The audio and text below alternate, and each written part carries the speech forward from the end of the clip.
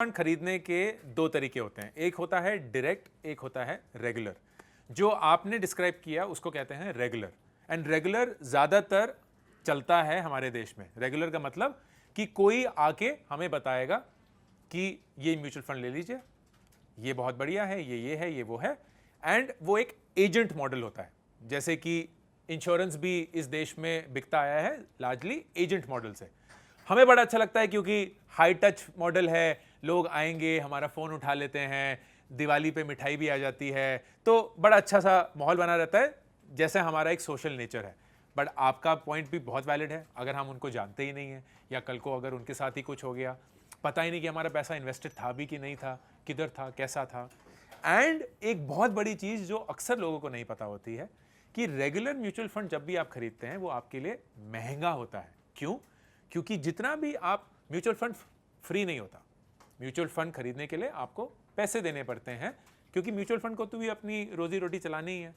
उसको बोलते हैं एक्सपेंस रेशियो, जो कि एक परसेंटेज होता है आपकी इन्वेस्टमेंट का। तो फर्ज करिए अगर एक्सपेंस रेशियो 1% है, तो अगर आप 100 रुपए इन्वेस्ट करेंगे तो 99 रुपए इन्वेस्ट होंगे और 1 रुपए म्यूचुअल फंड रखेगा अपने खर्चे पानी के लिए। अगर आप रेगुलर म्यूचुअल फंड खरीदते हैं तो एक्सपेंस रेशियो ज्यादा होता है। क्यों? क्योंकि एजेंट की कमीशन भी उसके अंदर जुड़ी होती है, क्योंकि उनको भी तो पैसे कमाने हैं। तो इसीलिए आजकल direct mutual fund is a better way of buying. Direct mutual fund का मतलब आप डायरेक्टली म्यूचुअल फंड जो आपको चाहिए वहां से खरीद रहे हैं, या तो उनकी वेबसाइट से, या बहुत सारे डिजिटल प्लेटफॉर्म्स अब आ चुके हैं।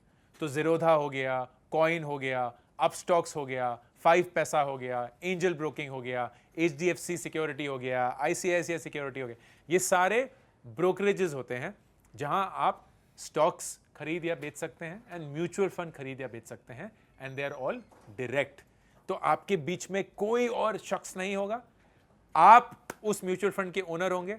जब आप खरीदना चाहें, जितना खरीदना चाहें खरीद सकते हैं, जब आप बेचना चाहें, जितना बेचना चाहें बेच सकते हैं। डायरेक्ट आपके बैंक में पैसा आएगा और आपके बैंक से पैसा निकलेगा, एंड वो UPI या नेट बैंकिंग से कनेक्टेड होगा। कोई पासवर्ड शेयर करने की जरूरत नहीं है। जैसे हम ई-कॉमर्स का ट्रांजैक्शन करते हैं वैसे ही इसका ट्रांजैक्शन हो जाता है। तो this according to me is the best way to buy mutual funds. लोगों पे भरोसा करके कर सकते हैं, लेकिन क्यों उनको ज्यादा पैसे दें जब सस्ते में ही एग्जैक्ट सेम चीज मिलेगी, कोई अंतर नहीं। कंट्रोल में होनी चाहिए। तो अगर आप 5-10 साल का एक सेफ रिलायबल ऑप्शन चाहते हैं, देन थिंक कि कुछ पैसा सेफ होना चाहिए, ताकि उसको बहुत प्रिडिक्टेबली एक रिटर्न मिलता रहे। कोई शक या शिकवा नहीं होगी कि ये पैसा बढ़ेगा या नहीं बढ़ेगा, 100% बढ़ेगा। कुछ पैसे के साथ मैं थोड़ा सा रिस्क लेने के लिए तैयार हूं, बहुत कम पैसे के साथ मैं ज्यादा रिस्क लेने के लिए तैयार हूं, एंड इसका एक पोर्टफोलियो बनेगा। तो मेरी राय यह रहती है कि अगर आप अपने 20s में हैं, करीब 30% अपना पैसा एक सेफ एसेट में रखिए। सेफ एसेट क्या है? फिक्स डिपॉजिट थोड़ा लो रहेगा, उसमें PF बहुत बढ़िया है। तो अगर आपका PF कट रहा है तो प्लीज गलती करके वो 1200 रुपए मिनिमम जो होता है वो मत कटवाइए, मैक्स कर दीजिए अपना PF। जितना 12.5% आपका जा सकता है, और फिर कंपनी कंट्रीब्यूशन भी 12.5% आएगा, उसको पूरा मैक्स करिए, क्योंकि ये फिक्स्ड रेट ऑफ रिटर्न है, सरकार का बैक्ड है, एंड आपका पैसा कट के आता है तो ऐसा लगता ही नहीं है कि आप इन्वेस्ट कर रहे हैं। बेस्ट चीज एवर है। ये टैक्सेस जैसे होता है, चाहे टैक्स जितने भी हैं, हम गालियां देते रहते हैं टैक्स को, लेकिन हम जिंदगी टैक्स के बाद जीना सीख लेते हैं ना। कहीं ना कहीं ऐसा तो नहीं होता कि नहीं सरकार के दरवाजे पे डाल के ठोक ठोक मार के नहीं मुझे टैक्स वापस करो, ऐसा तो नहीं करते। जितना टैक्स कट गया खत्म, अब इसी में भाई जिंदगी जीनी है। सेम चीज PF के साथ भी है। तो PF या आपका फिक्स डिपॉजिट, गोल्ड भी उसी में आएगा, लेकिन गोल्ड को एक दूसरा दर्जा भी देते हैं। फिर अराउंड 30% आप गोल्ड या अगर रियल एस्टेट में इन्वेस्ट कर सकते हैं उसमें, या बॉन्ड में कर सकते हैं, कॉर्पोरेट बॉन्ड्स उनको कहते हैं, उसमें। एंड देन जो बचा हुआ 40% है वो आप स्टॉक मार्केट में इन्वेस्ट करिए, और उसमें भी स्प्लिट जो होगा लार्ज, मिड और स्मॉल कैप का इन डिक्रीजिंग ऑर्डर। तो 60% आप लार्ज कैप में करेंगी, 25% स्मॉल मिड कैप में, 15% स्मॉल कैप में। ये पूरा chart by the way book में है।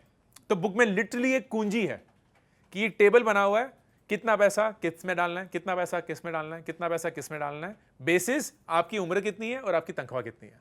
क्योंकि ज़रूरी नहीं है कि उम्र और तनख्वाह में सब सेम चीज़ करेंगे, नहीं करेंगे। अगर आप 3 लाख रुपए कमा रहे हैं, आपकी इन्वेस्टमेंट स्ट्रेटजी अलग होगी। अगर आप 9 लाख रुपए कमा रहे हैं, इन्वेस्टमेंट स्ट्रेटजी अलग होगी। अगर आप 40 में हैं अलग होगी, 20 में हैं तो अलग होगी। तो वो सारे के सारे एक मैप बना हुआ है। बट जेन्युइनली 5 चीज़ों में अगर आप इन्वेस्ट करेंगे तो आप रिस्क को भी अच्छे से मैनेज करेंगे, रिटर्न भी अच्छे से कमाएंगे और 5-10 साल में आपका पैसा बहुत अच्छे से बढ़ेगा।